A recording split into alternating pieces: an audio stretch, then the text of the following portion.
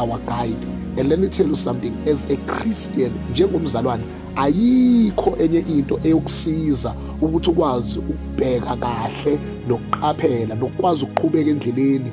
Ayikho into yokusiza ngaphandle kwezwi likaNkulunkulu. uNkulunkulu uhlakaniphile bafethu, ngeke uhlakaniphise kaNkulunkulu. God is very, very, very, very, very, very wise. God is beyond wisdom.